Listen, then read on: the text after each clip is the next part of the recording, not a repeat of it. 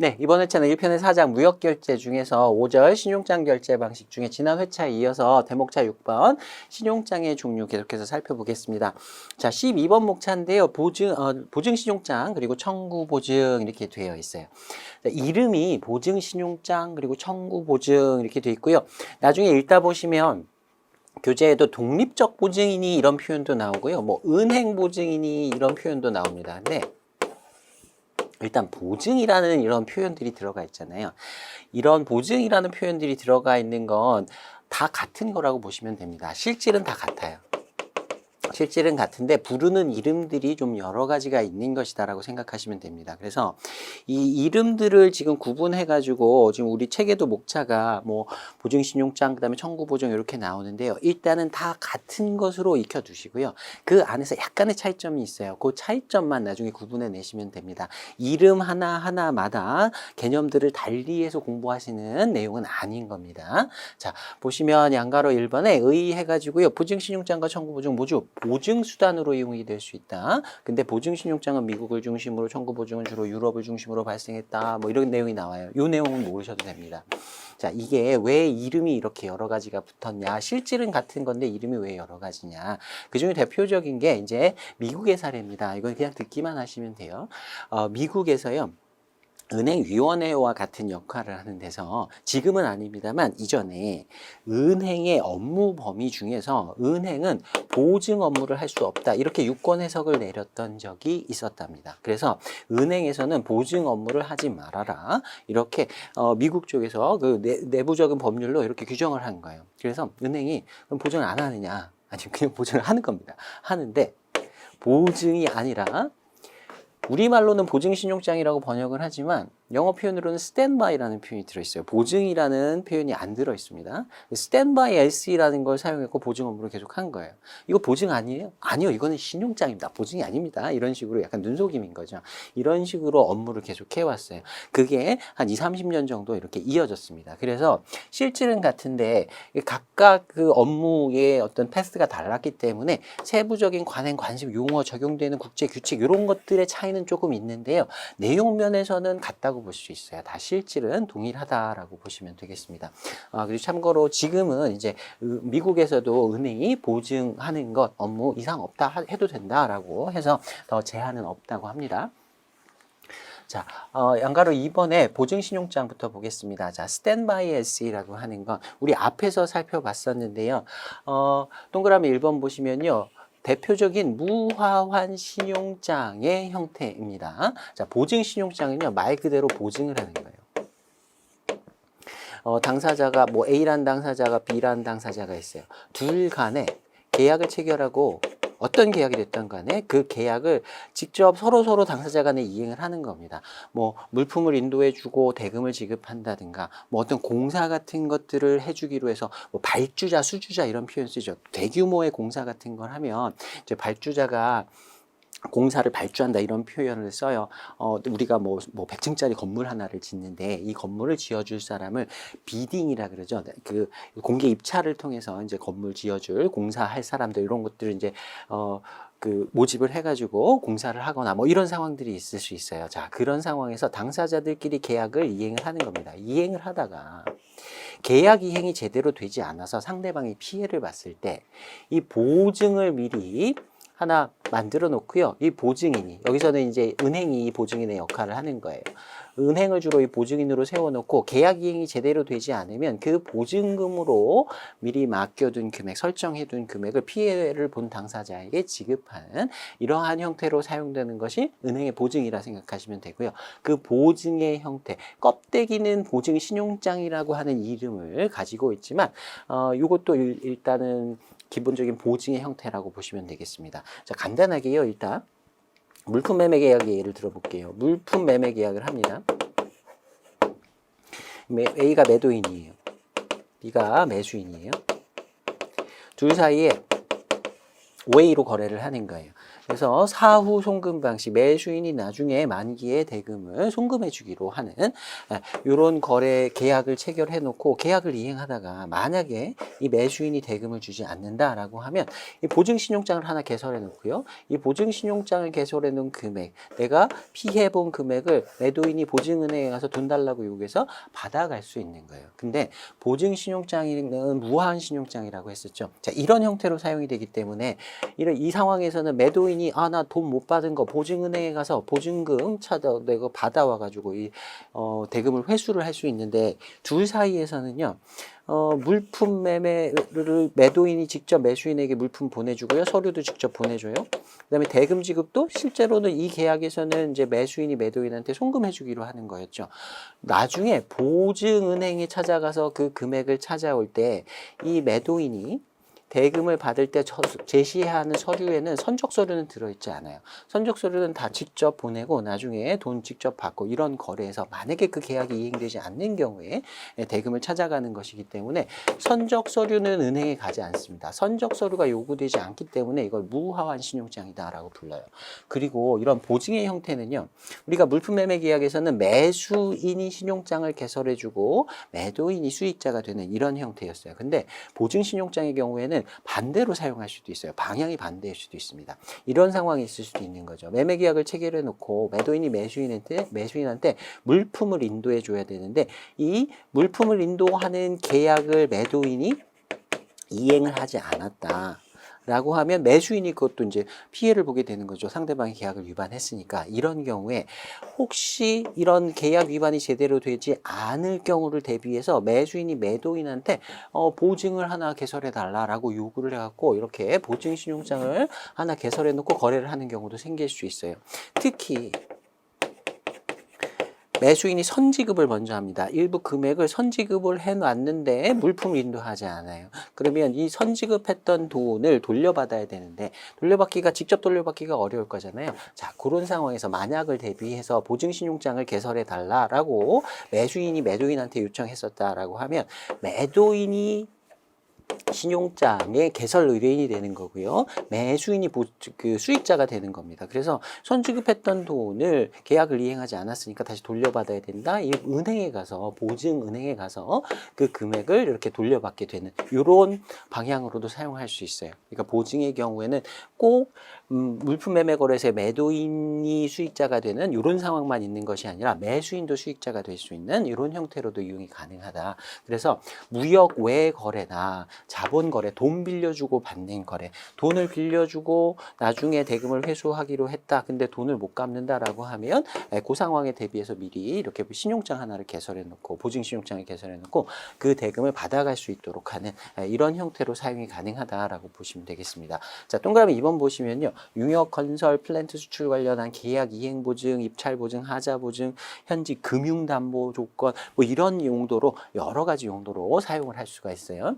자, 그다음에 동그라미 3번 보시면요. 신용장 대금의 청구를 위해서 제시해야 하는 서류로는 일반적인 화환 신용장에서는 어음 발행하고 그다음에 선적 서류 이런 걸 첨부해서 제시하고 신용장 대금을 받아가야 되는 거죠. 일치하는 제시를 구성하는 서류들이 이런 것이었습니다. 근데 보증 신용장에서는요. 상대방이 계약을 이행하지 않았다라는 것을 담고 있는 서류, 그냥 이 불이행 진술서라는 건 별거 아닙니다. 우리 사이에 이런 계약이 있었는데 그 계약이 이행되지 않았다. 상대방이 계약을 이행하지 않았기 때문에 그 피해 본 금액, 보증 금액으로 설정해 둔 금액을 나에게 달라라고 요구하는 서류가 불이행 진술서예요. 뭐 서면 청구서, 서면 진술서 이런 것들 다 같은 취지로 보시면 됩니다. 그러니까 화환 신용장에서는요. 계약을 이행을 하고 계약 이행의 내용을 서류로서 증명해서 그걸 은행에다 제시를 하고 대금을 받아가는 이런 형태로 이용되는 신용장인 것에 비해서 보증 신용장인 경우에는요. 계약이 이행되지 않은 경우에 계약이 제대로 이행되면 이 보증신용장은 사용할 일이 없는 겁니다. 그래서 계약이 이행되지 않았다라는 내용의 서류를 보증은행에다가 제시하고 수익자가 제시하고 그 보증금액을 받아가는 형태 이렇게 이용이 되게 돼요. 그래서 보증신용장은 이제 무화한 신용장이면서 계약 불이행 신용장이다 이렇게 부르기도 합니다. 계약이 제대로 이행이 되면 사용될 일이 없는 거예요. 말 그대로 스탠바이 은행이 대기를 하고 있다가 계약이 제대로 이행되지 않은 경우에 그 수익자를 위해서 대금을 지급하게 되는 이런 상황으로 보시면 되겠습니다. 자, 그다음에 동그라미 4번 보시면요. 국제규칙으로 우리 이미 공부를 했었는데요. UCP에 적용 볼 때 화환 신용장에 적용하는 것이 원칙인데 적용 가능한 범위 내에서는 보증 신용장에도 적용이 가능하다라는 표현 우리 봤었습니다. 그래서 UCP도 적용이 가능한데요. 보증 신용장 통일 규칙이라고 하는 International Standby Practice의 약자면 ISP라고 하는 이런 국제규칙이 따로 있습니다. 그래서 UCP를 적용할 수도 있고요. ISP를 적용할 수도 있고 국제규칙이 두 가지가 있다라는 것 기억해 두시면 되겠습니다. 자, 최신 출제 포인트 해가지고요. 제가 지금 말로 설명드린 그 내용이 들어가 있어요. 보증신용장에 적용되는 규칙 UCP가 적용될 수도 있고 ISP가 적용될 수도 있다. 두 개를 동시에 적용하는 것이 아니라 선택적으로 UCP를 하겠다라고 하면 중거문헌을 UCP로 쓰면 되고요. ISP를 적용하겠다라고 하면 보증신용장 개설할 때 그 중거문헌은 ISP를 준거하겠다 이렇게 쓰면 됩니다. 그 이외에도 UN에 협약이 또 나와 있는데 이건 참고로만 보시면 돼요. 여기서는 출제된 적은 없었어요. 두 가지 정도만 알아두시면 됩니다. 자, 그 다음에 양괄호 3번 보시면요. 청구보증 디맨드 개런티라고 되어 있는데요. 보증을 해주는데 디맨드 요구하는 때에 대금 지급해달라고 요구하는 때 대금을 지급하기로 하는 보증 이렇게 생각하시면 되고요. 이름만 다르고 내용은 동일하다라고 보시면 되겠습니다. 우리 앞에서 제가 설명은 드리지 않았는데요. 보증 신용장은 기본적으로 신용장이라고 보시면 돼요. 그래서 원칙은 신용장의 원칙이 다 적용이 됩니다. 독립, 추상성의 원칙, 보증 신용장에도 다 적용이 되고요. 청구 보증도 마찬가지예요. 보증 신용장하고 동일하게 독립성, 추상성이 인정이 됩니다. 그래서 실제 거래가 제대로 이행되었는지 안 됐는지 이걸 은행에 가서 실사를 하고 제대로 안 됐으니까 보증 금액을 드리겠습니다. 이런 게 아니에요. 그냥 계약이 이행되지 않았다라고 하는 진술서만 제출을 하면 실제로 계약이 잘 됐는지 안 됐는지 그건 따지지 않고요. 그 서류만 보고 보증 금액을 지급하는 이런 형태로 대금 지급이 이루어지게 됩니다. 자, 그 이외에도 요구불 보증이라고 부르기도 하고요. 디맨드 개런티를 이렇게 번역하기도 하는 거예요. 뭐 온 디맨드 본드, 개런티라는 표현 대신에 본드라는 표현을 쓰는 경우도 있어요. 앞뒤 다 빼고요. 그냥 은행의 보증이다, 뱅크 개런티다 이렇게 부르기도 합니다. 여러 가지 이름으로 부르지만 다 동일하다. 그 실질은 동일하다라고 정리해 두시면 됩니다. 동그라미 2번의 형태, 동그라미 2번의 내용도 한번 읽어보고 넘어가시면 되고요. 자, 동그라미 3번도 동일합니다. 불이행 진술서 같은 거, 이런 서류들을 종류별로 이렇게 표현이 달라지는 것까지 기억하실 필요는 없어요. 자, 이런 불이행 진술서를 제시를 하면 대금 지급을 받을 수 있다. 자, 보증신용장하고 청구보증은 다른 점은 준거 규칙이 다르다라는 거예요. 하나는 미국 쪽에서 사용했고, 하나는 주로 유럽 쪽에서 사용했다. 그래서 사용하는 규칙은 좀 다르게 발전을 했습니다. 내용은 크게 다르진 않다라고 보시면 되고요. 청구보증에는 청구보증 통일규칙이라고 하는 Uniform Rules for Demand Guarantee의 약자예요. URDG라고 하는 이 청구보증 통일규칙 이것이 사용된다. 이게 이제 가장 큰 차이점이라고 보시면 되겠습니다. 자, 그다음에 동그라미 5번 보면요. 요게 이제 기출이 한번 됐던 표현인데요. 이거 틀리라고 나왔던 문제입니다. 참고로만 보시면 돼요. Suretyship이라고 부르는 우리말로 번역하면 일종의 보증계약인데요. 이건 은행 보증이 아니고요. 우리가 일반적으로 그냥 일상생활 하면서 남에게 내가 보증서 줄게 하는 그 보증 있죠. 은행의 보증과는 조금 다릅니다. 그래서 뭐 독립추상성 같은 것이 인정되지 않고요. 그다음에 뭐 부종성이라고 하는데 이거 조금 깊은 내용이니까 부종성이 이제 보증신용장이나 청구보증 같은 경우에는 인정이 되지 않는데 이 일반 보증 이런 슈어티십 같은 경우에는 부종성이 인정이 됩니다. 간단하게만 설명을 드리면 A라는 사람이 돈을 주기로 되어 있었어요. 근데 대금을 지급하지 않습니다. 그러면 보증신용장이라든가 청구보증에서는 이 사람이 계약 내용을 어기고 계약의 약속을 어기고 돈을 지급하지 않습니다. 그런 진술서, 불이행 진술서만 제시하면 바로 돈을 주도록 되어 있어요. 독립추상성이 인정이 된다라고 얘기했었습니다. 실제로 이 사람이 돈을 줬는지 안 줬는지 이건 따지지 않고 그냥 이런 불이행 진술서만 보고 바로 돈을 지급하게 되는 거예요. 근데 일반 보증 같은 경우에는 부종성이 인정된다라고 해요. 이거 뭐냐면 보증인이 있어요. 보증인한테 돈 받을 사람이 와서 이거 계약 이행이 안 됐으니까 당신이 보증 샀으니까 대금 지급하시오 이렇게 요구하면 이 사람이 실제로 진짜요? 대금 지급이 진짜 안 됐나요? 가서 그 내용을 확인한 다음에 진짜로 지급되지 않았다라고 하면 그때 지급을 하게 되고요. 또 이런 것도 있을 수 있어요.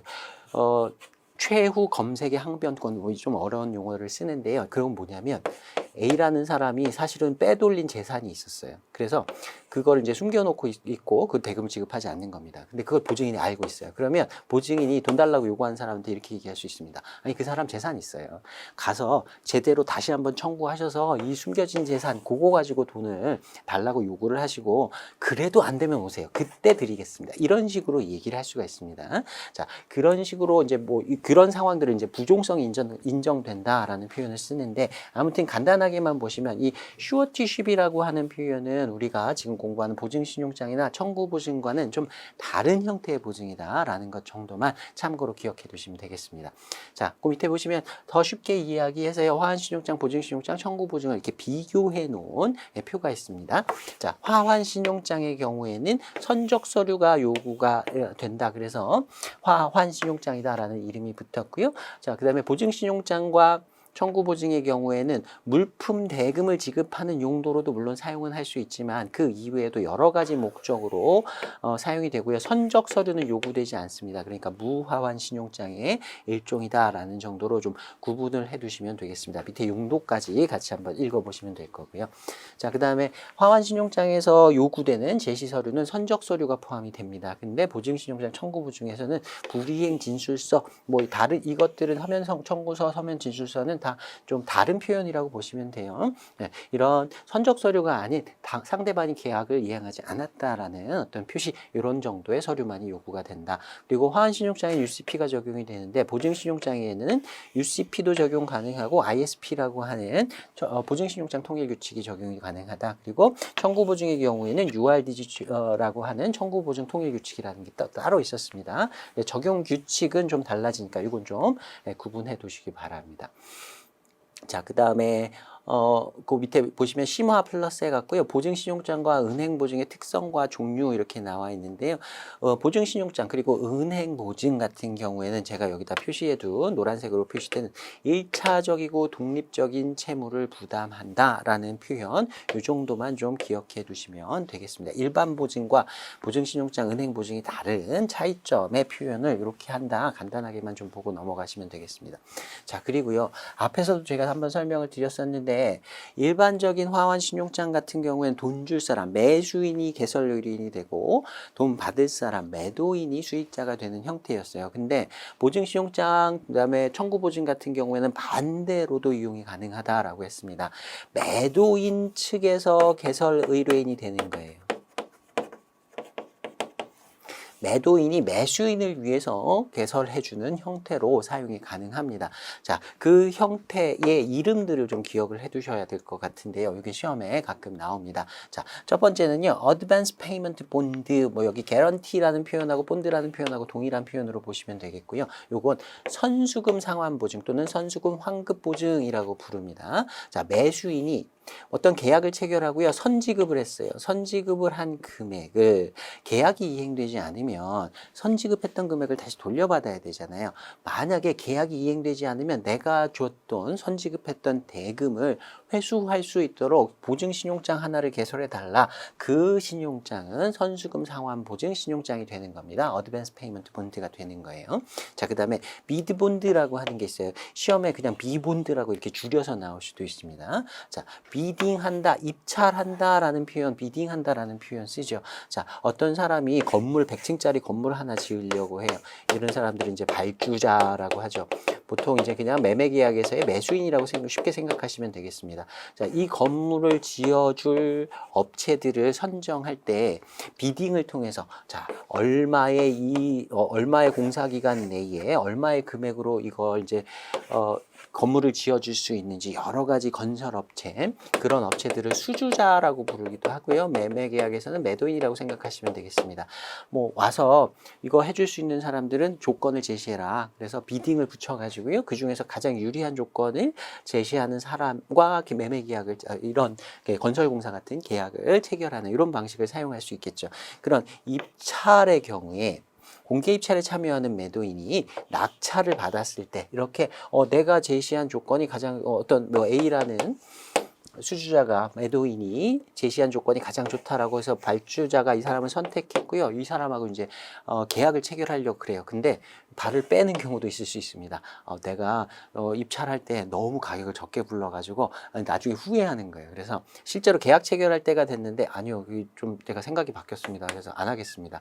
이렇게 하면 이 발주자가 이 비딩 과정을 다시 한번 진행해야 되잖아요. 그래서 이 입찰에 참여하는 당사자들이 이렇게 낙찰을 받으면 반드시 계약을 체결하겠다라는 증거로서, 증표로서 보증을 제공하도록 요구하는 경우가 있습니다. 그래서 만약 이렇게 발 빼고 그냥 도망가 버리면 보증 금액으로 막혔던 금액을 이제 피해 보상으로 회수를 하게 되는 거죠. 자, 그런 경우에 이런 매도인에 해당하는 수주자가 비딩에 들어갈 때 보증으로 제공하는 그런 형태의 보증을 비드본드, 비본드라고 부릅니다. 자, 그 다음에 역시 매도인 측에서 제공하는 보증들 계속 보는 거예요. 퍼포먼스 본드라고 되어 있는데요. 이걸 줄여서 P본드라고 부릅니다. 퍼포먼스 하면 계약의 이행이라고 이해하시면 되고요. 계약을 체결했어요. 근데 매도인이 계약 이행을 제대로 하지 않는 경우에 매수인이 피해를 보게 되니까 매도인이 계약을 이행하지 않을 경우를 대비해서 보증을 제공해달라 요구할 수 있고요. 그때 매도인이 매수인에게 제공해주는 이런 보증을 퍼포먼스 본드, P본드라고 부릅니다. 자, 그 다음에 메인테넌스 본드 또는 워런티 본드라고 부르기도 하는데요. 이건 하자 보증이라고 부릅니다. 예를 들어서 아까 뭐 100층짜리 빌딩 뭐 이런 걸 지었어요.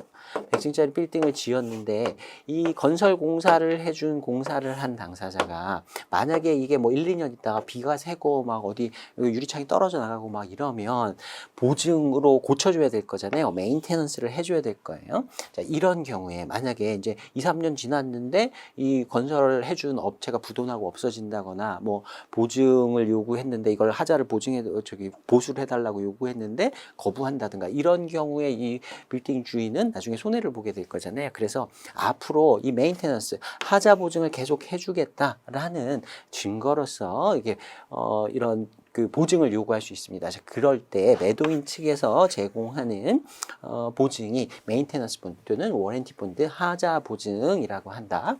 자, 이런 이름 정도 기억을 해두시면 좋겠습니다. 머릿속으로 어떤 스토리 하나를 그리셔가지고요. 이런 용어들을 좀 연결시켜서 기억을 해두시면 좋을 것 같아요. 자, 그 다음에 일반적인 화환신용장처럼요. 매수인이 개설해주는 보증이 있을 수 있습니다. 일반적인 그냥 대금 지급을 위한 보증이다라고 해서 페이먼트 본드라고 부릅니다. 자, 대표적인 예가 이런 거 있을 수 있어요. OA로 결제 방법을 이제 선택을 했습니다. 계약에서. 근데 보통은 이제 OA 거래 한 건을 하는데 여기다가 보증신용장을 개설해 달라고 하면 이거는 배보다 배꼽이 더 큰 거예요. 송금 방식으로 그 대금 지급을 하는 건 이렇게 간편하고 비용이 적게 드는 방식이기 때문에 이걸 선택한 건데 그걸 보증하기 위해서 신용장을 하나 개설해 달라고 하는 건 상대방이 이제 요구에 응하지 않을 가능성이 크겠죠. 그런데 이런 경우는 있을 수 있어요.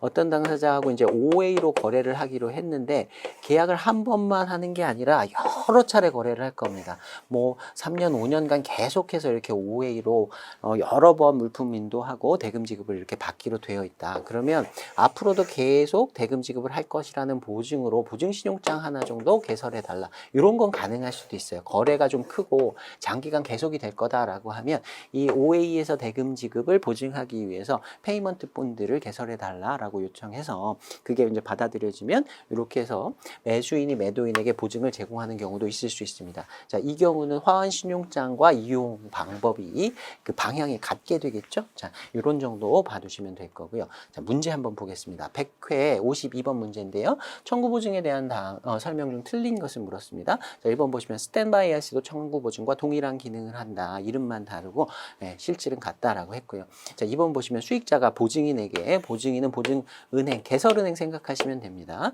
서면으로 청구하면 보증인은 그 은행은 청구 원인 사실을 따지지 않고 무조건 지급하여야 한다.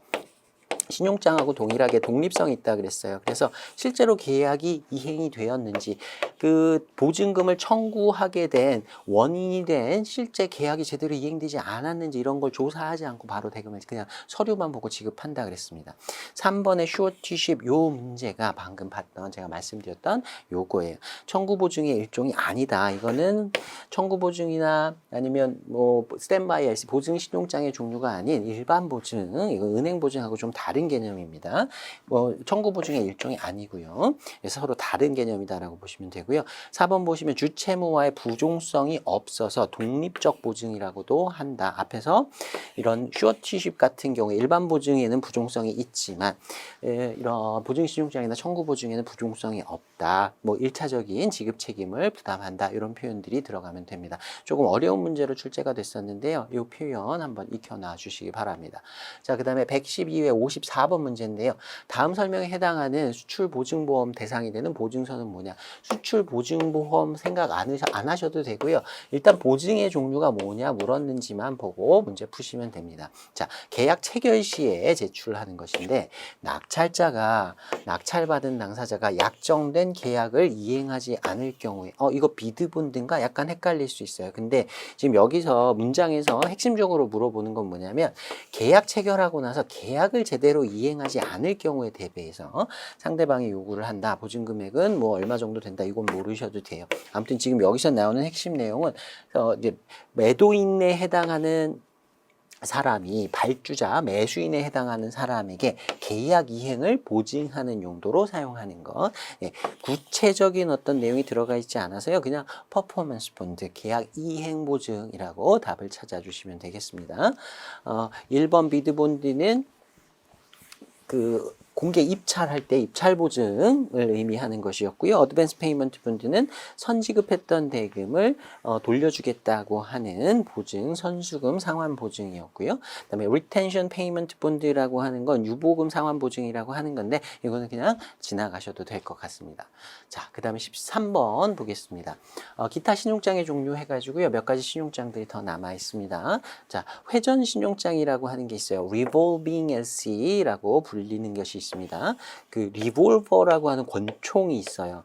권총에 탄창이라고 하죠. 그 총알을 이렇게 집어넣는 그 탄창이 이렇게 회전이 되는 돌아가면서 이렇게 총알 하나 쏘고 나면 다 함께 이렇게 넘어오고 이렇게 돌아가면서 총알이 계속 채워지는 형태의 권총을 리볼버라고 합니다. 리볼버 하면 회전한다, 돌아간다라는 의미인데요.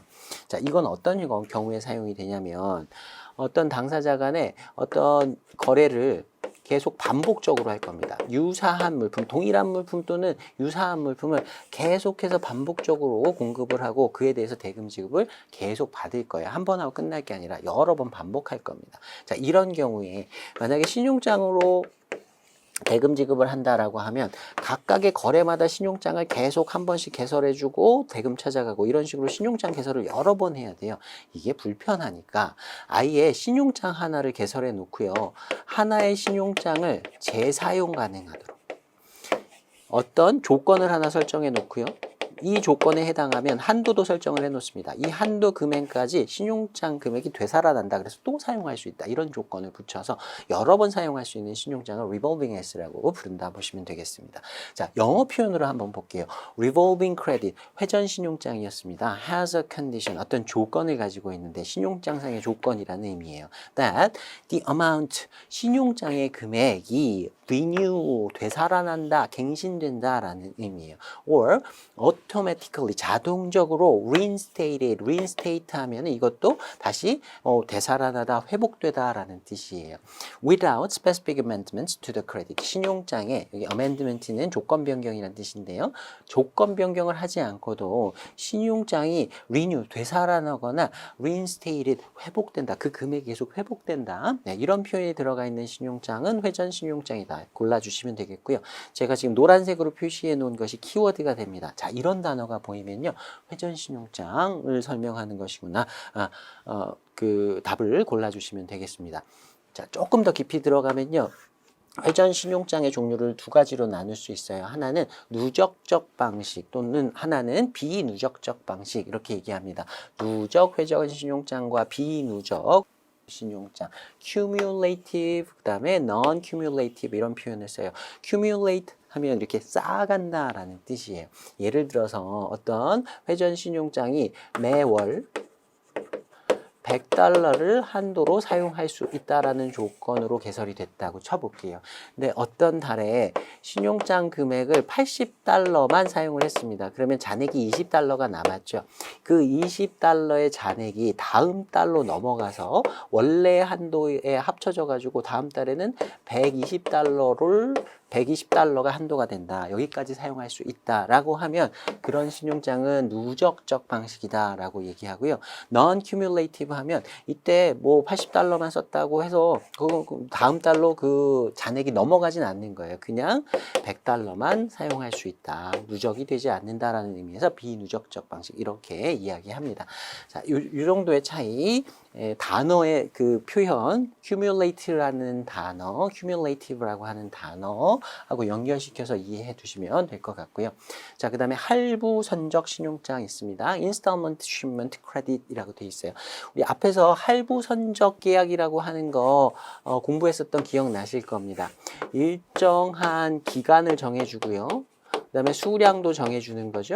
그래서 예를 들어서 매달 마지막 주에 A라는 물건을 100개씩 공급을 하는데 이걸 12번 12개월 동안 공급하기로 한다. 이렇게 계약을 체결하는 걸 할부 선적 계약이라고 얘기를 했었죠. 자, 이 경우에 신용장을 개설해서 각각에 대해서 신용장을 개설해 주는 게 아니라요. 12개월로 만약에 이렇게 계약을 체결했다라고 하면 12개월치를 신용장을 한꺼번에 이렇게 할부 선적에 사용할 수 있는 신용장을 개설을 해주는 겁니다. 자, 그래서 각각의 할부분마다 뭐 A라는 물건 100개를 선적을 했다 그러면 그에 해당하는 금액을 찾아가고 그 다음 달에 선적하고 찾아가고 이런 식으로 사용을 하는 거예요. 근데 특징적인 게 뭐냐면 할부 선적 신용장 같은 경우에는 예를 들어 3월이에요. 3월에 A라는 물건 100개를 선적을 못하고요. 50개밖에 선적을 못했어요. 또는 아예 선적을 못했다 칠게요. 그냥 3월달에 선적을 못했어요. 그러면 요 달에는 신용장 금액을 당연히 찾아갈 수가 없겠죠. 그러고 나서 4월달에 다시 하면 되느냐? 안 돼요. 그냥 끝나는 겁니다. 해당 신용장과 그 이후의 신용장 다 사용할 수가 없게 됩니다. 할부 선적 신용장에서는 한 번 잘못하면 그 이후의 것은 다 사용하지 못한다 이렇게 생각하시면 됩니다. 만약에 A라는 물건 100개를 매달 이제 공급하기로 했는데 3월 달에 이거를 50개만 공급했어요. 그럼 계약 위반이 됐죠. 근데 4월 달에 잘못했으니까 이걸 150개 여기서 만회를 하겠다. 이런 것도 다 허용이 안 되는 거예요. 한 번 잘못하면 그 이후는 다 사용을 할 수가 없다. 두 번째 내용 보시면 수익자가 정해진 기간 내 할부 선적 의무를 이행하지 못하면 당해 해당이라는 뜻하고 동일한 말입니다. 선적분은 물론 그 이후분까지 모두 다 사용할 수가 없게 된다. 시험에도 자주 출제가 되는 내용이니까 꼭 기억해 두시기 바랍니다. 자, 그 다음에 선대신용장이라는 게 있어요. 선대신용장하고요. 제가 전대신용장 밑에다 적어놨는데요. 같은 의미입니다. 선대, 대금을 미리 지급한다라는 뜻이에요. 이것도 전도 앞에 미리 지급한다라는 의미입니다. 자, 일반적인 신용장의 경우에는 선적을 하고 나서 계약을 이행하고 나서 그 계약의 내용을 증빙하는 계약 이행의 내용을 증빙하는 선적 서류를 제출을 하고 제시를 하고 그게 일치하는 제시면 대금을 찾아가게 되잖아요. 근데 선대 신용장 같은 경우에는 좀 특징적인 조건이 붙어 있어요. 첫 번째 내용 보시면 해당 상품을 선적하기 전에, 그러니까 제시를 하기 전에, 일치 않은 서류의 선적 서류를 제시하기 전에 대금을 일정 금액을 선지급받을 수 있도록 권한을 주고 있는 신용장을 선대신용장이라고 합니다. 이건 좀 굉장히 특이한 경우라고 볼 수 있어요. 매도인이 물품을 선적하는 데 필요한, 물품을 이제 뭐 제조를 한다거나 어디 가서 물품을 사오는 데 필요한 그런 금액을 미리 선금으로 줄 수 있도록 이렇게 조건을 붙이고요. 나중에 선금 먼저 받아가고 물품을 나중에 선적하고 나서 선적된 선적 서류를 나중에 제시하고 나머지 잔액을 받아갈 수 있도록 이렇게 조건을 설정해 놓은 신용장을 선대신용장 또는 전대신용장이라고 합니다. 실무상 많이 사용되진 않아요. 근데 시험에는 굉장히 자주 나옵니다. 이름이 여러 가지라서 그런 것 같아요.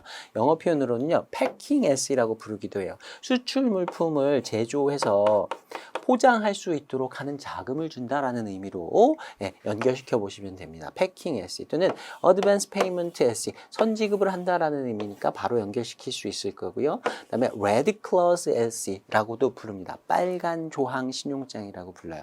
대금을 선지급할 수 있다라는 조건이 굉장히 특이한 조건이잖아요. 옛날에 우편 신용장 시절에는 이렇게 손으로 쓴다거나 타자기로 이렇게 신용장 내용을 쓸 때는 이 선지급할 수 있다라는 내용을 특이하니까 빨간색 잉크로 썼답니다. 근데 이제는 그 이후에 이제 전신신용장을 사용하면서 프린터로 뽑아내기 시작했는데요. 초반, 지금 뭐 컬러 프린터도 있지만 초반에 사용되던 업무용 프린터들은 도트 프린터라고 하죠. 이렇게 프린트가 나올 때 지지직 소리 나면서 나오는 프린트 있습니다. 여러분들 일상생활에서 보실 수 있는 건 신용카드 전표 나오는 그 프린터 있어요.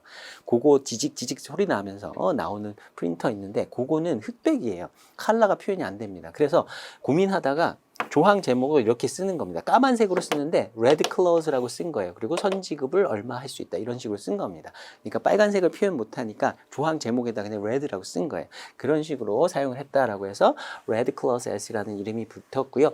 anticipatory S라고 부르기도 합니다. 뭐 기대하다라는 뜻이 있는데 선금을 기대할 수 있다라는 의미로 뭐 기억을 해두셔도 될 것 같고요. 아무튼 이름 이거 다 기억해 두셔야 됩니다. 이 중에 어떤 걸 시험에서 이제 선택해서 이걸 물어볼지 몰라요. 그러니까 나머지 이름들도 다 기억을 좀 해두시기 바랍니다. 선지급이 가능한 신용장이다. 자, 여기까지 해서 신용장의 종류들 쭉 살펴봤고요. 자, 이제 대목차 7번부터는요. 은행이 대금 지급을 하기 위해서 제시된 서류를 심사하는 과정과 관련된 내용들을 살펴보도록 하겠습니다. 자, 은행 입장에서는요, 이게 대금 지급을 하기 위한 조건, 일치하는 제시인지 심사하는 것이 굉장히 중요합니다. 그래서 사실 UCP 규정의 대부분은 서류를 심사하는데 이런 서류는 이렇게 보고 저런 서류는 어떤 식으로 보고 이렇게 서류를 심사하는 기준들을 이렇게 써놓은 그런 내용들이 대부분 차지하고 있다고 보시면 됩니다. 뭐 그 텍스트의 내용을 봤을 때요, 서류 심사와 관련된 규정들이 한 70% 정도 된다라고 보시면 되고요.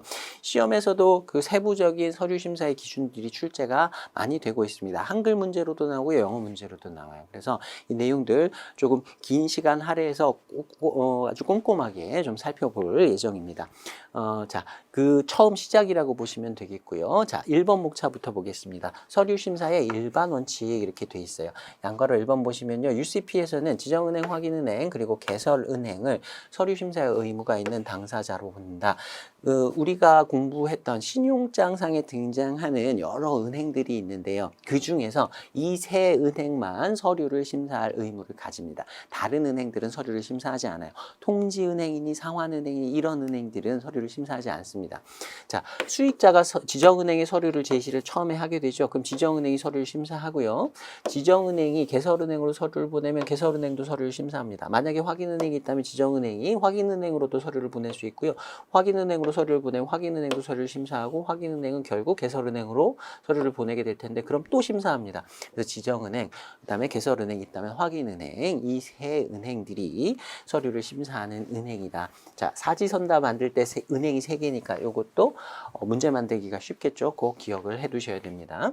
자, 그 다음에 양과를 2번 보시면 엄밀일치 원칙, 상당일치 원칙 앞에서 이미 공부했습니다. 다시 한번 복습한다라는 생각으로 텍스트 읽어보고 넘어가시면 되고요. 양과로 3번의 독립성, 추상성도 마찬가지예요. 앞에서 봤던 내용들 다시 한번 반복이 되고 있습니다. 자, 이제 2번 목차 보시면요. UCP의 서류 심사 기준 나와 있는데요. 몇 조인지 숫자는 모르셔도 됩니다. 자, 하나씩 내용 보겠습니다. 서류 심사 기준 해가지고요. 자, 은행은 서류가 문면상 서류의 페이스, 앞면으로 보고 겉면만 봤을 때 서류의 내용이 이게 진짜가 맞는지 어떤 증명서가 들어왔다. 그러면 발행처에 전화해가지고 이거 발행해 주신 거 맞나요? 이런 식으로 서류의 진위 여부 같은 건 확인하지 않습니다. 그냥 서류 자체만 보는 거예요. 겉으로 보여지는 것만 보고 일치하는지의 여부를 서류만을 근거로 심사한다. 실제로 이 서류의 내용이 진짜인지 진실인지 이런 건 따지지 않는다. 독립성과 그리고 서류거래의 원칙, 추상성의 원칙이 적용이 되는 심사를 하고 있다. 자, 그 내용을 이렇게 표현하고 있는 겁니다. UCP에서는 서류만을 근거로 심사를 한다. 서류 심사의 근거는 제시된 서류만이다. 보시면 되겠고요. 자, 그 다음에 일치하는 제시라는 complaint presentation이라고 하는 정의 우리 앞에서 살펴봤었습니다. 다시 한번 반복해 보세요. 신용장 조건 그리고 UCP의 규정, 국제표준은행관에 이렇게 세 가지 일치하는 제시라고 정의를 하고 있었습니다. 자, 그 다음에 상당일치의 원칙 되어 있는데요. 엄밀일치, 상당일치 이렇게 앞에서 공부를 했었죠. 근데 UCP에서는요, 일단은 상당일치 원칙에 따르라 라고 하는 스탠스를 가지고 있습니다. 관련해서 이런 표현을 두고 있는데요. 이 내용을 다 외우실 필요는 없습니다. 아, UCP의 기조는 스탠스는 상당일치 원칙에 따른다는 것이다 라는 것 정도만 보고 넘어가셔도 되는 내용입니다. 자, 그 다음에 서류 심사 기간 보겠습니다. 세 은행, 지정은행, 확인은행, 그리고 개설은행이 서류를 심사하는 은행이라 그랬어요. 이 세 은행들은 각각이에요. 이 표현들은 구체적으로 하나씩 나눠서 기억하셔야 됩니다. 자, 서류를 심사하는 은행들은 서류 심사 기간을 각각 가져요. 자, 그 다음에 제시일의 다음 날입니다. 제시일이 아니고요. 다음 날이에요. 이거 시험에 자주 나옵니다. 그로부터 최장 5영업일, 은행 영업일 동안 제시의 일치 여부를 심사할 수 있다. 심사 기간은 제시일이 아니고요. 제시일의 다음 날부터 최장 5은행 영업일이다. 자, 만약에 지정은행의 수익자가 서류를 제시했는데 제시한 날짜가 월요일이에요. 그러면 서류 심사 기간, 지정은행은 5일간의 서류 심사 기간을 가질 수 있는데 그 5일은 언제부터 센다? 제시된 날은 빼는 겁니다. 화요일부터 시작하는 거예요. 화요일부터 시작해서 화, 수, 목, 금까지 가고요. 토요일, 일요일은 쉬는 날이에요. 영업일이 아닙니다. 이제 화요일부터 시작해서 금요일까지가 4영업일이 되고요. 그 다음 주 월요일이 5은행 영업일이 되는 날이에요. 최장 다음 주 월요일까지 지정은행은 심사를 할 수가 있는 거예요. 자, 그 다음에 지정은행이 심사를 끝냈어요. 그 다음에 서류를 개설은행으로 보냈습니다. 개설은행으로 보내가지고 이 서류를 뭐 DHL 봉투에 넣어가지고요. 지정은행 보통 수출국에 있으니까 수입국으로 보냈다 칠게요. 그래서 뭐 수입국의 개설은행에는 수요일 날 도착을 했습니다. 이 날짜가 개설은행 입장에서는 제시일이 되는 거예요. 그러면 개설은행도 5은행 영업일 동안 최장 5은행 영업일 동안 심사를 할 수 있어요. 각각이라는 표현이 여기 적용이 되는 겁니다. 자, 지정은행에서 며칠을 썼건 그 기간을 서로 나누어 가져서 5은행 영업일 동안 서류 심사하는 게 아니라요. 각각의 은행이 최장 5은행 영업일을 다 쓸 수가 있는 거예요. 자, 그래서 개설은행에 만약에 수요일 날 도착했다. 개설은행 입장에서는 수요일 날 제시가 된 겁니다. 그러니까 그날 빼는 거예요. 제시일의 다음 날부터 목, 금, 다음 주, 월, 화, 수요일까지 오후 은행 영업일 동안 또 심사를 할 수 있는 거예요. 이런 식으로 심사 기간을 각각 쓸 수 있습니다. 만약에 지정은행이 확인은행으로 보냈다, 확인은행 오후 은행 영업을 쓸 수 있고요. 그다음에 개설은행으로 만약에 이제 확인은행이 또 보내야 되겠죠. 그러면 또 개설은행도 오후 은행 영업일을 쓸 수 있는 거예요. 은행들마다 최장 그러면 이렇게 지정은행에서 확인은행 거쳐서 개설은행으로 갔다라고 하면 15은행 영업일을 최장 쓸 수 있는 거고요. 서류 송부의 기간 빼야 되고요. 제시일도 빼야 되니까 실제로는 2주, 3주 막 이렇게 늦어질 수도 있는 겁니다. 그래서 신용장에서 서류가 실제로 이거는 조금 굉장히 극단적인 예를 든 거긴 하지만 서류의 송부가 굉장히 늦어질 수 있습니다. 자, 아무튼 이 규정들 각각 그리고 제시일의 다음 날부터 최장 5은행 영업일이다라는 거 꼭 기억을 해두시고요. 자, 그 다음에 서류의 제시기한 이렇게 나와 있습니다. 수익자가 일치하는 제시, 신용장 조건과 UCP의 규정과 그다음에 국제표준은행 관행에 일치하는 제시를 해야 되는데요. 제시하는 날짜도 지켜야 됩니다. 내용도 중요하지만 서류 자체도 중요하지만 서류의 날짜들 언제까지 제시해야 하는지 그 기간도 중요해요. 자, 서류의 제시 기한 볼게요. 이걸 presentation date 이렇게 표현하고요. 줄여가지고 PD 이렇게도 씁니다. 자, 약어로 말씀을 드릴게요.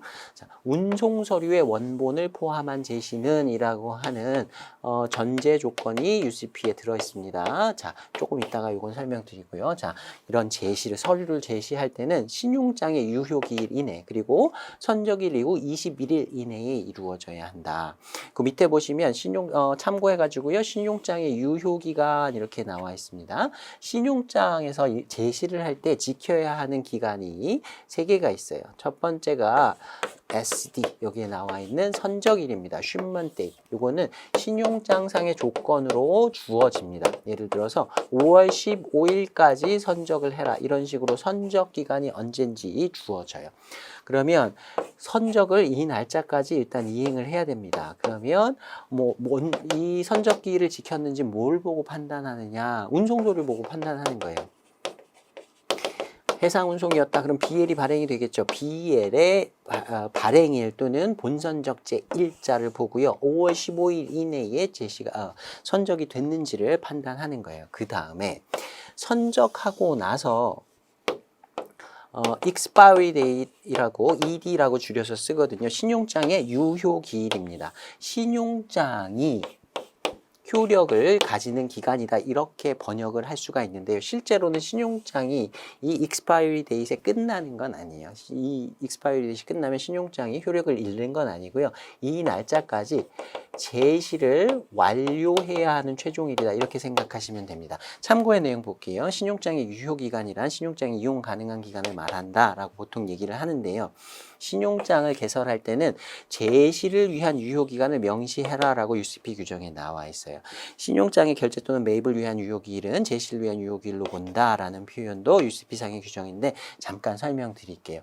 만약에 신용장상의 유효기일이 5월 30일이다 라고 하면 신용장상의 유효기일 5월 30일 이거는 수익자한테는 어떤 의미가 있냐면 이날까지 제시를 끝내야 된다라는 의미로 이해하시면 됩니다. 신용장이 이 뒤에는 이용 못한다라는 의미가 아니고요. 이날까지 제시를 완료해야 하는 마지막 날 이렇게 기억을 하시면 돼요.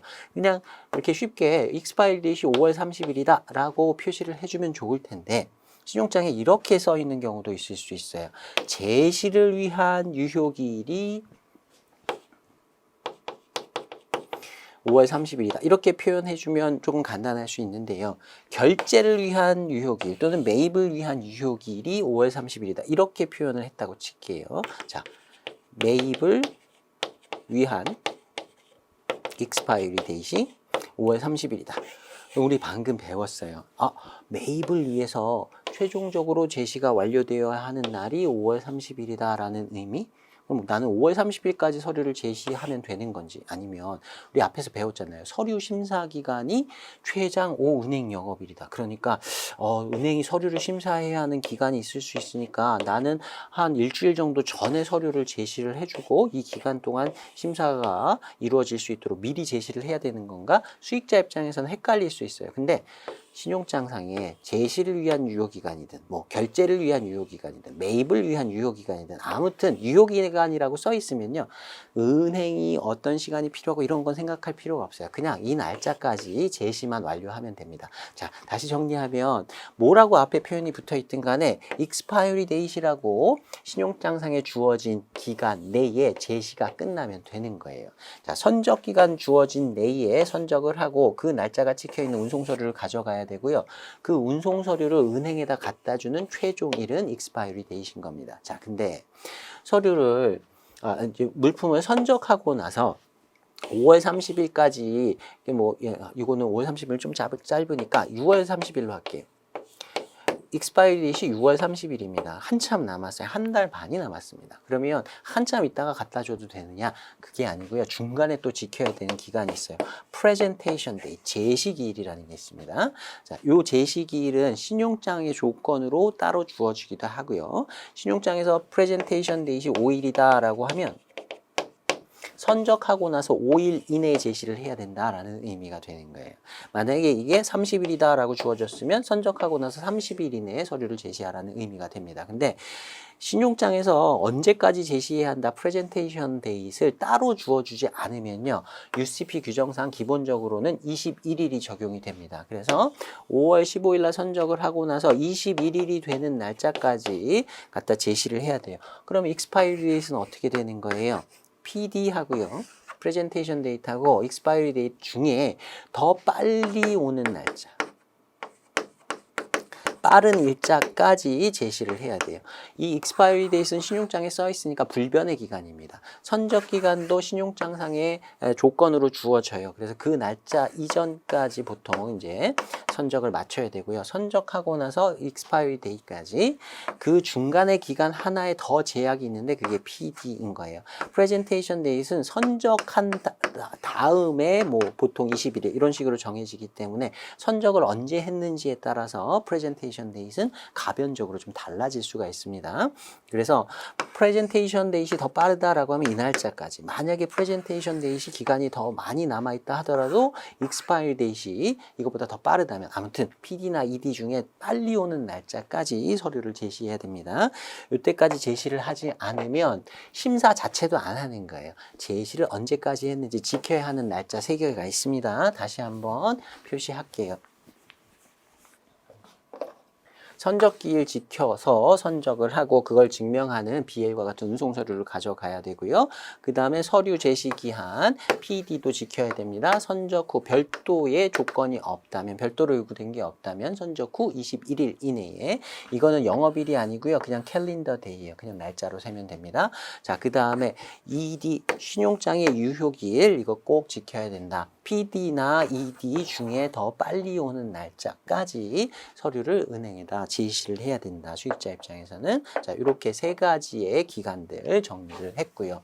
그 다음에 앞에서 잠깐 넘어간 거, 요거는 조금 문제가 좀 집요하게 나오면, 좀 치사하게 나오면 나올 수 있는데요. 모든 서류의 제시에 대해서 이 PD를 지켜야 한다라고 규정하고 있는 건 아니고요. 운송 서류의 원본을 포함한 제시. 그래서 보통 BL 같은 것들을 운송 서류를 요구하기 때문에 대부분의 경우에는 이 PD 규정이 적용이 된다라고 보시면 되고요. 시험 문제에 만약에 운송 서류가 요구되지 않은 경우, 뭐 이런 식으로 전제가 주어진다고 하면 이 PD 기간은 지킬 필요가 없는 겁니다. 그런 경우에는 선적이라고 유효기일만 지키면 되는 거고요. 선적 서류가 요구되지 않은 경우에는 PD는 안 지켜도 되는 거예요. 더 치사하게 나오면요. 운송 서류에 사본을 요구하는 신용장의 경우에 PD는 지켜야 되느냐, 안 지켜도 되는 거예요. 운송 서류에 원본을 포함하고 있는 제시에 대해서는 PD를 지켜야 한다. 별도의 신용장상의 요건이 없다면 21일을 기준으로 한다. 꼭 기억해 두시기 바랍니다. 자, 그 다음에 서류에 신용장의 유효기일, expiry date이라고 했었죠? 그 다음에 서류 제시기일, PD, presentation date이라고 했습니다. 자, 2개 중에 더 빨리 오는 날짜까지 서류를 제시해야 된다 그랬어요. 근데 그 최종일이, 마지막 날이, 일단 여기다 괄호칠게요. 불가항력 사유, 이외 사유예요.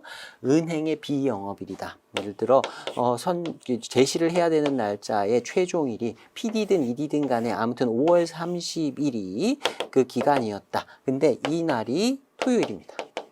토요일이면 어떻게 되느냐? 그 다음 주 월요일까지 연장이 되는 거예요. 제시 기한은. 우리 뭐 고지서 같은 거 날라왔을 때 그 납부 기한이 뭐 공휴일이다라고 하면 미리 내야 되는 거 아니죠. 나중에 내도 되는 거죠. 똑같이 생각하시면 됩니다. 은행의 비영업일인 경우 다음 최초 은행 영업일까지 연장이 된다. 다음 날 이러면 틀린 겁니다. 은행 영업일이에요. 자, 이렇게 연장이 자동적으로 연장이 됩니다. 자동 연장되는 규정을 갖고 있어요. 근데 지금 불가항력 사유, 이외 사유 이렇게 해놨죠. 불가항력의 사유로 은행이 문을 닫았다라고 하면 연장되지 않는다라는 의미인 겁니다. 문제가 조금 세부적인 내용까지 나오게 되면 이 표현까지 문제에 포함시킬 수 있으니까요. 이것도 기억해 두셔야 돼요. 불가항력 사유, 이외 사유로 문을 닫은 경우에만 연장이 된다. 불가항력 사유인 경우에는 연장되지 않는다. 뒷부분에서 은행의 면책 얘기하면서 다시 한번 얘기할 기회가 있을 겁니다. 자, 그 다음에 한 가지 더 보셔야 돼요. 자, 이건 서류를 제시하는 기간이 연장되는 규정이에요. 선적일은 연장되지 않습니다. 선적일이 뭐 제시기일의 최종일이 뭐 비영업일이다 해서 선적일도 연장되는 건 아니에요. 항구나 공항은 그냥 24/7이라고 보시면 돼요. 1년 내내 열려 있습니다. 뭐 물건 아니지만 사람이 타는 뭐 인천공항 생각해 보세요. 뭐 추석이라고 닫나요? 아니요. 계속 열어요. 그러니까 은행이 문을 닫은 거하고 선적이라고는 아무 관련이 없다.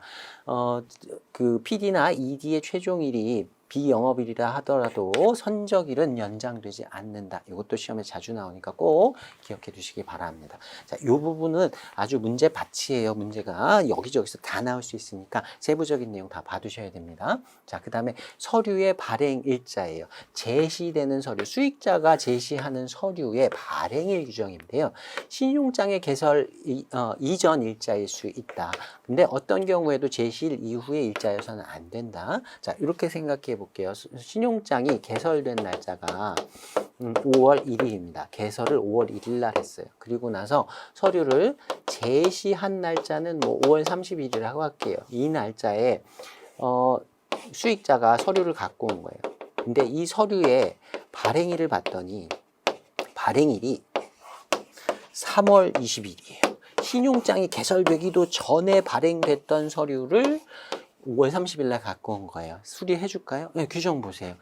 제시되는 서류의 발행일은 신용장의 개설 이전 일자일 수 있다. 괜찮다는 겁니다. 신용장 개설되기 전에 이미 발행해둔 서류를 제시를 해도 괜찮다. 이 제시기일은 우리 앞에서 얘기했던 ED 또는 PD 둘 중에 빠른 날짜까지 제시해야 한다. 그 규정만 지키면 되는 거예요.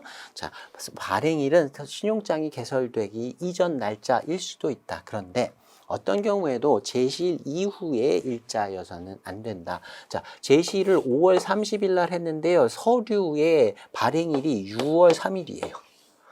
이건 나중에 발행된 서류를 미리 갖고 왔던 건데 뭐 타임머신 타고 온 것도 아닐 거고 이건 뭔가 잘못된 겁니다. 서류가 위조 서류든지 아니면 서류 발행할 때 뭔가 문제가 있었던 건지 뒷부분의 내용은 당연한 거예요. 제시일 이후의 날짜로 발행일이 찍혀 있는 서류를 제시하는 건 당연히 안 된다. 이렇게 기억해 두시면 되겠습니다. 자, 그 다음에 서류상의 주소 관련된 규정 볼게요. 자, 어떤 서류에 기록된 수익자와 개설 의뢰인이에요. 주소가 신용장이나 다른 서류상의 주소와 동일할 필요는 없으나 각각의 주소가 동일한 국가 내에 있어야 한다. 자, 이거 무슨 말이냐면요. 신용장상의 수익자의 주소가 서울시 무슨 구 뭐 이렇게 나와 있어요. 그리고 개설 의뢰인 주소가 뭐 뉴욕주 뭐 어디 이렇게 나와 있어요. 신용장상의 주소는 이렇게 되어 있는데요. 제시된 서류, 제시 서류상에 수익자 주소가 부산으로 되어 있습니다.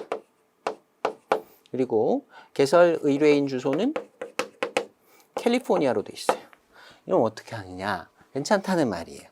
신용장상에 나와 있는 주소하고 제시 서류상의 주소가 달라도 괜찮다라는 거야. 다만 각각의 주소가 동일한 국가 내에 있기만 하면 됩니다. 자, 수익자의 주소가 서울이었죠. 근데 신용장상에는 서울이었는데 제시 서류에는 부산으로 돼 있어요. 우리나라잖아요. 같은 국가 내에 있잖아요. 이런 괜찮다는 거예요. 이게 중국 이렇게 되면 안 된다는 겁니다. 자, 그다음에 개설 의뢰인은 신용장상에 뉴욕주로 돼 있었는데 제시된 서류는 캘리포니아로 돼 있어요. 둘 다 미국 안에 있어요. 동일한 국가 내이기 때문에 괜찮다라는 겁니다. 자, 이게 원칙인데요. 예외가 있어요. 그러나 개설 의뢰인의 주소예요. 앞에는 수익자 개설 의뢰인 다 들어있었는데요. 개설 의뢰인의 주소가 운송서류상에 수하인 또는 착화통지처 일부로 나타나는 경우에는 동일해야 한다. 자, 수하인은 물품 받을 사람이죠. 운송서류상에 기재된 수하인. 그 다음에 착화통지처는 도착 예정 통지를 받을 사람입니다. 자, 이 사람의 주소가 신용장상의 주소와 다른 주소가 되어 있다라고 하면 연락이 안 될 가능성이 있어요. 이러면 수하인 주소 연락처를 모른다. 착화 통지를 어디로 해야 될지 모른다라고 하면 물품 인도가 안 될 수 있습니다. 그래서 이건 중요한 거예요. 다른 경우는 요 위에 나오는 원칙이 적용되지만 개설 의뢰인의 주소가 수하인 또는 착화 통지처로 기재된 경우에는 제시된 서류의 주소와 신용장상의 주소가 동일해야 된다. 자, 여기까지 좀 봐두시기 바랍니다. 자, 그다음에 상업 송장상의 명세예요. 송장상의 명세라고 하는 건 물품의 이름 생각하시면 됩니다. 물품 서비스 등의 명세, 디스크립션은 신용장상의 명세와 일치해야 합니다. 동일한 명세가 쓰여 있어야 합니다. 다른 서류, 상업 송장 말고요. 다른 서류상의 물품의 명세는 일반적인 명세로 좀 줄여서 다른 표현을 쓸 수 있습니다. 예를 들어서요. 어떤 물건이 송장이 제가 실무를 하면서 120페이지짜리 상업송장을 본 적이 있어요. 물품 명세가 굉장히 다양하고 여러 가지 물품이 들어있습니다. 왜 그랬냐면 의류를 생각해 보세요. 자, 바지가 들어와요. 바지가 들어오는데 바지에 사이즈가 있을 거예요. 허리 사이즈가 종류별로 있을 겁니다. 그러면 이 송장상에 쓰여지는 그 바지의 디스크립션, 명세는 이 사이즈별로 다 써야 돼요. 뭐 허리가 29, 30, 뭐 이렇게 하고 40까지 있어요. 각각 다 써 있습니다. 그리고 이렇게 끝나는 게 아니라요. 이 29에 해당하는 사이즈의 컬러가 있어요. 컬러별로 이렇게 좀 나눠집니다. 그리고 디자인별로 나눠지고 하니까 그런 식으로 이런 걸 쓰다 보면 물품의 종류가 엄청나게 길어져요. 그러니까 굉장히 길었던 거예요. 아무리 이 명세가 신용장상에 써 있는 명세가 길다 하더라도 송장상의 명세는 동일하게 써줘야 됩니다. 근데 다른 서류, BL 같은 서류를 그러면 거기에다가도 명세를 쓰긴 하거든요. 근데 거기다가도 똑같이 써야 되느냐? 그럼 BL을 120장을 써야 되느냐? 그건 아닌 거예요. BL 같은 다른 서류, 송장이 아닌 다른 서류에는요, 그냥 이런 식으로 쓸 수 있습니다. clothing, 의류 이런 식으로 그냥 짧게 쓸 수 있어요. 이렇게 쓸 수 있지만 상업 송장의 명세, 그 물품의 제목은 신용장상의 명세와 동일해야 됩니다. 이것도 시험에 아주 자주 나옵니다. 자, 그 다음에 요구되지 않은 서류예요. 신용장에서 요구되지 않은 서류를 제시를 한 거예요. 그럼 여러분이 은행원이라고 생각해 보세요. 심사해야 될 서류도 많은데 바쁜데 요구하지도 않은 서류를 갖고 온 거예요. 이건 왜 내셨나요? 아, 그냥 참고하시라고요. 그럼 뭐라 그러냐면 무시할 수 있습니다. 아, 이건 저희는 필요 없으니까요. 그냥 가져가셔도 됩니다. 네, 서류를 심사하지 않는다. 제시가 안 된 걸로 그냥 무시할 수 있고요. 그냥 돌려줘도 됩니다. 그 다음에 비서류적 요건이다라고 하는 표현이 나오는데요. Non-documentary condition 영어 표현을 이렇게 씁니다. 자, 신용장상에 어떤 조건이 있어요. 근데 그 조건이 제시된 서류하고 일치하는지를 볼 그 서류를 명시하지 않고 조건을 쓴 거예요. 자, 그런 조건을 비서류적 요건이라고 합니다. 예를 들면 신용장 조건에 물품은 한국산일 것 이런 조건이 붙어 있어요. 자, 원산지가 한국이어야 한다라는 조건이 있어요. 근데 서류는 안 써준 거예요. 어떤 서류를 보고 이 물품이 한국산인지를 확인할지 그 내용은 신용장상에 들어있지 않아요. 자, 이런 조건을 비서류적 조건이다 라고 보시면 됩니다. 여러분이 은행원이라고 생각해 보세요. 자, 이게 한국산이어야 한다는 조건은 있는데 한국산인 걸 어떤 서류를 보고 확인해야 되지? 그러면 제시된 서류들을 뭐 예를 들어서 서류가 뭐 한 100페이지 정도 된다. 그걸 다 뒤져봐야 된다는 얘기냐? 그런 말이 아닌 거예요. 자, 이런 조건을 비서류적 조건이라고 하고요. 그런 조건이 있다라고 하면 기재되지 않은 것으로 간주하고 그냥 무시합니다. 이런 조건은 없는 걸로 보는 거예요. 한국산일 것 이런 조건은 그냥 없는 걸로 보고 무시하는 겁니다. 그런데요. 다른 제시 서류에 기재된 정보는 비서류적 조건과 상충한다. 저촉한다는 말은 상충한다, 모순된다 이런 의미하고 동일합니다. 저촉되지 않아야 한다. 자, 이런 조건 이제 비서류적 조건이 있었어요. 그래서 무시하고 넘어가려고 그러는데요. 다른 어떤 서류를 보다 보니까 이 물품이 Made in China 이런 표시가 있는 거예요. 자, 이러면 다른 서류상에 이 조건하고 서로 상충되는 조건이 있잖아요. 이러면 이건 일치하는 제시가 아니라고 판단하는 겁니다. 다른 서류상에 이런 것이 보이지 않는다고 하면 기본적으로 무시하는 거예요.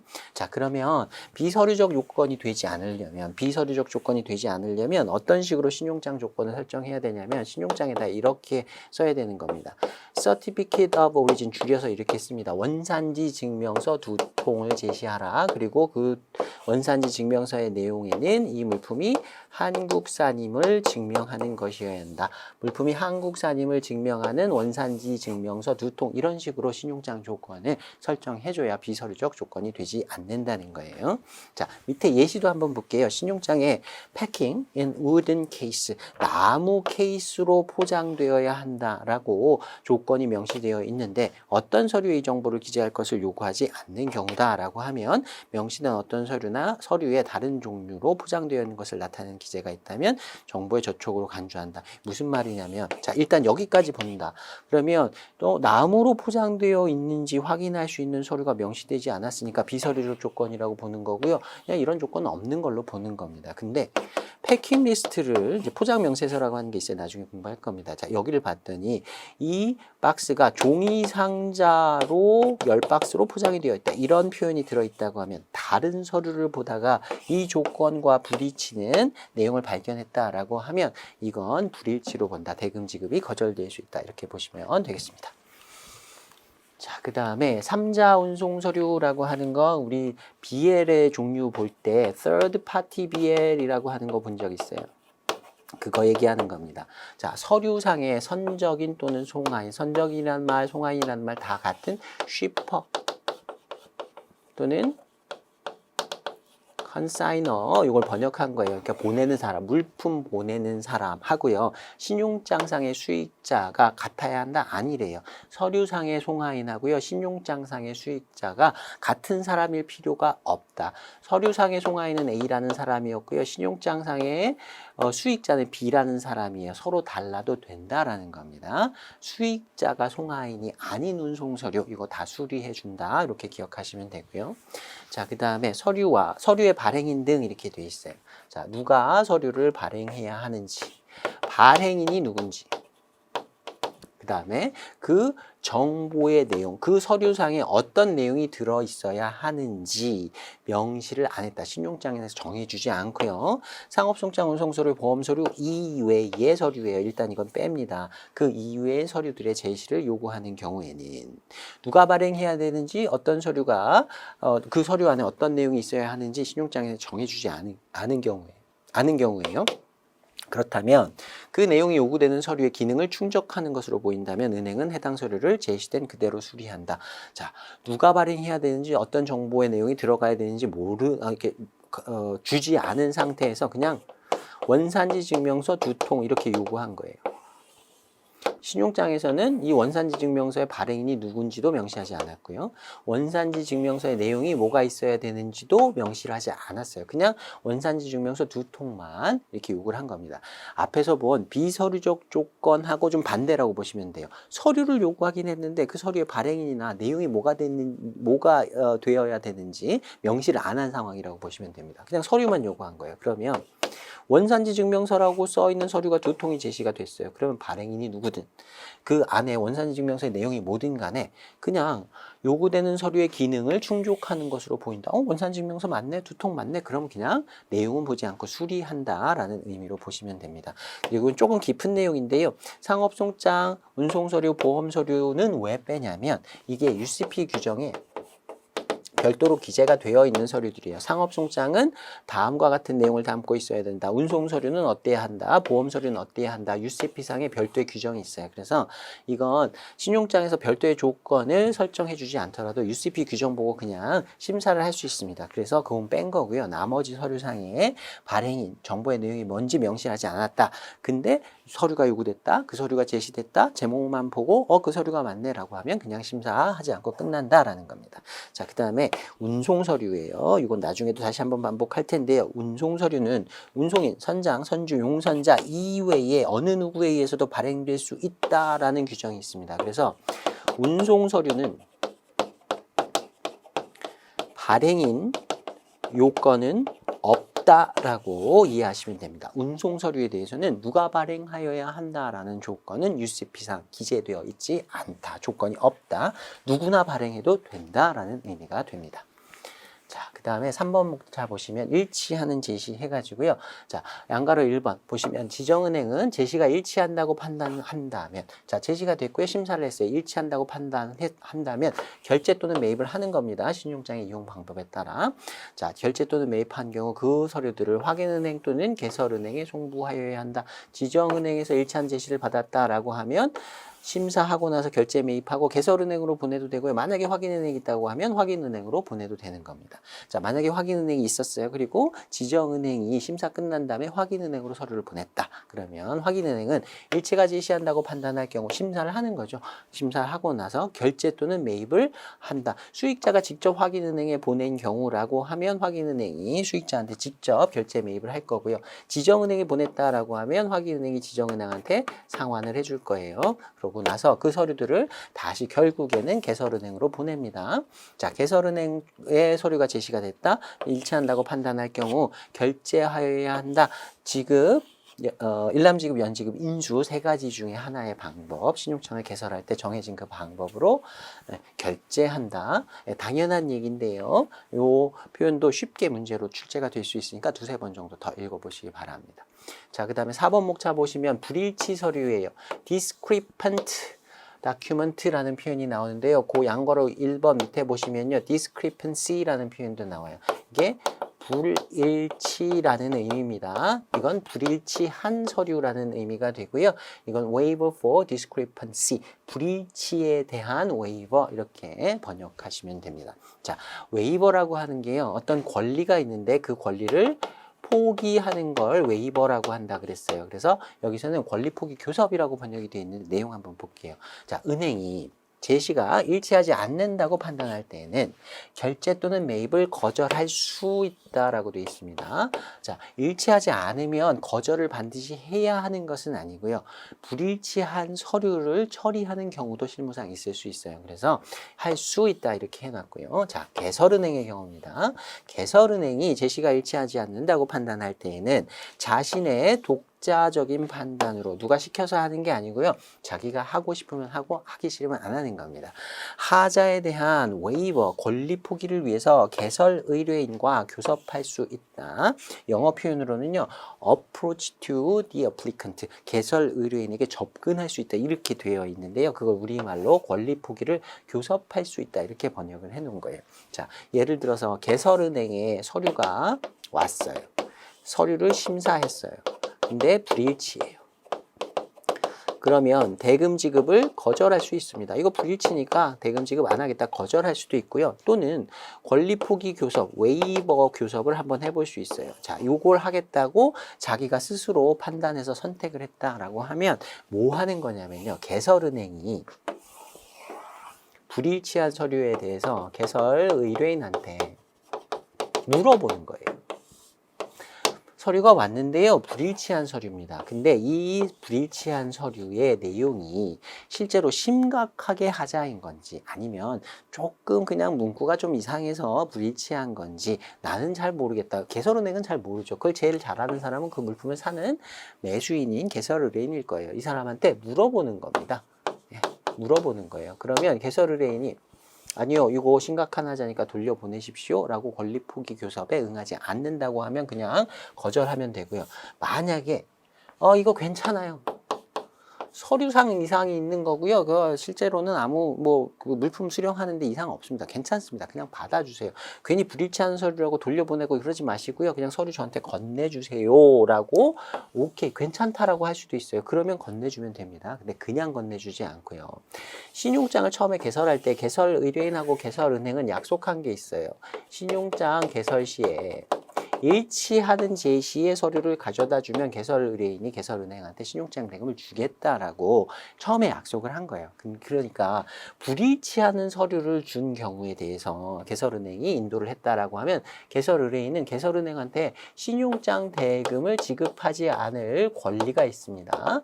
그 권리가 있는데도 이거 하자 서류니까 괜찮아요. 하자 서류지만 괜찮아요. 그냥 주세요라고 하면서 대금 지급에 거절할 수 있는 권리를 포기하겠다는 약속을 받고 하자 서류를 건네주는 겁니다. 그래서 웨이버라는 표현을 쓰는 거예요. 전체적인 흐름 익혀보시기 바랍니다. 자, 요런 상황을 불일치 서류에 대한 권리 포기 교섭이라고 한다.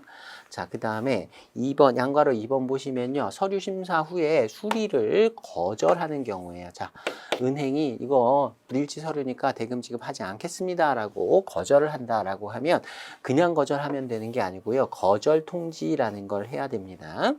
거절 통지의 방법하고 내용이 규정이 돼 있어요. 그에 따라서 거절 통지를 해야 되고 거절 통지를 제대로 하지 않는다면 일치하는 제시가 아니라는 주장을 할 수가 없다. 이렇게 UCP에 규정이 돼 있어요. 그러니까 거절 통지를 제대로 하지 않으면 대금 지급을 해야 한다라는 말이에요. 일치하는 제시다라는 걸 일치하는 제시가 아니다. 불일치다라는 걸 주장할 수 없다라는 말은 거절 통지를 제대로 하지 않으면 그 불일치한 서류에도 대금 지급을 꼭 해야 된다라는 의미가 되는 거고요. 그러니까 수리를 거절할 때는 거절 통지를 제대로 잘 해야 됩니다. 자, 양가로 3번에 그 내용들이 나와 있는데요. 조금 세부적인 내용 밑에서 보겠습니다.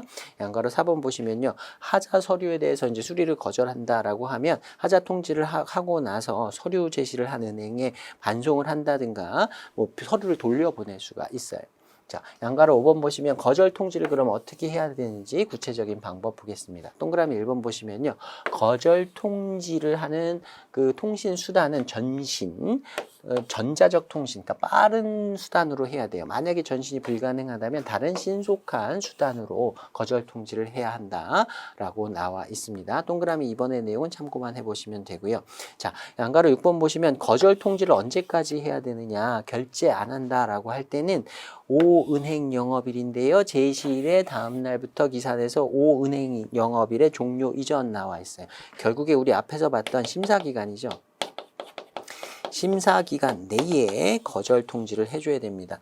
웨이버 앞에서 방금 봤잖아요. 웨이버를 한다고 해서 이 거절 통지의 기간이 늘어나진 않습니다. 심사기간이 늘어나지 않아요. 그 권리 포기 교섭을 하는 것도 다 이 심사기간 이내에 이루어져야 되고요. 그 다음에 최종적으로 거절 통지를 하는 건 심사기간이 종료하는 그 날까지 통지를 해야 됩니다. 자, 그 다음에 양가로 7번 보시면 거절 통지서에 내용 나와 있어요. 자, 여기까지 보셔야 됩니다. 자, 은행이 제시가 일치하지 않는다고 판단할 때는 결제 또는 매입을 거절할 수 있다라고 했고요. 이런 경우에는 다음의 사항을 기재해서 한 번의 거절 통지를 해야 된다. 거절 통지는 여러 번 할 수 없습니다. 딱 한 번 해야 됩니다. 한 번에 이 내용을 다 포함해야 돼요. 저번에 거절 통지한 것 중에 빠진 내용이 있어요. 다시 할 수 없어요. 한 번 해야 돼요. 자, 처음에는 취지가 나와야 돼요. 우리가 결제 또는 매입을 하지 않습니다. 거절합니다. 라는 취지가 나와야 되고요. 그 다음에 은행이 그런 결제 또는 매입을 거절하는 각 각각의 하자를 다 기재하고 있어야 됩니다. 예를 들어서 어떤 서류를 심사하는데 중간에 3번 서류에 하자가 있었어요. 그러면 심사를 끝내는 게 아니라 제시된 서류가 뭐 1번부터 10번까지 있었다 그러면 10번 서류까지 다 심사는 일단 다 해야 됩니다. 그래서 보다 보니까 5번 서류에도 하자가 있고 8번 서류에도 하자가 있네. 하자의 내용을 각각 다 명시를 해서 그 거절 통지를 해야 됩니다. 만약에 8번 서류에 하자가 있었는데 거절 통지할 때 하자를 기재를 하지 않았어요. 그러면 어떻게 할 수 있냐면 실무상 이렇게 거절 통지를 했어요. 그러면 제시기간, PD라고 했던 제시기간이나 아니면 신용장의 유효기간 둘 중에 더 빨리 오는 날짜까지 이제 서류를 제시를 해야 된다 그랬죠. 이 기간이 남아있다고 하면 재제시를 할 수 있어요. 다시 서류를 고쳐가지고 재제시를 할 수 있습니다. 그래서 요거 고치고 요거 고쳤어요. 그리고 8번 서류는 안 고치고 그냥 온 거예요. 근데 두 번째 서류를 심사할 때 요게 하자가 있다는 걸 나중에 두 번째 재제시를 했을 때 그때 발견한 겁니다. 그러면 통지 또 할 수 있느냐? 못합니다. 한 번에 통지해야 되니까 각각의 하자를 다 명시를 해서 통지를 해야 되고요. 자, 그 다음에 서류와 관련한 다음에 사항 해가지고요. 제가 파란색으로 서류의 행방, 지금 서류가 어떤 상태에 있는지, 서류가 어디에 있는지를 명시해야 한다라는 정도 취지만 아시면 되고요. 세부적인 사항을 기억하실 필요는 없습니다. 자, 지금 서류는 우리가 보관하고 있다. 또는 뭐 지시받은 대로 지금 서류를 어떻게 할 것이다. 또는 돌려보내고 있다. 이런 내용을 기재를 하면 됩니다. 자, 문제 한번 보겠습니다. 115회 51번 문제고요. 신용장 거래 중 은행의 서류심사 기준에 관한 설명으로 옳지 않은 것을 물었어요. 자, 1번 보시면 지정은행, 확인은행, 개설은행, 세 은행이 서류를 심사하는 은행이라 그랬죠. 서류가 문면상 일치하는지 여부를 서류만으로 심사해야 한다. 추상성의 원칙, 서류거래 원칙이라 그랬습니다. 자, 2번 보시면 운송 서류는 신용장의 유효기일 이내에 expiry date 그리고 선적일 후 shipment date 이후 21일 이내, 이게 PD였죠? 이내에 제시되어야 한다. 세 가지 기간 다 지켜야 된다 그랬어요.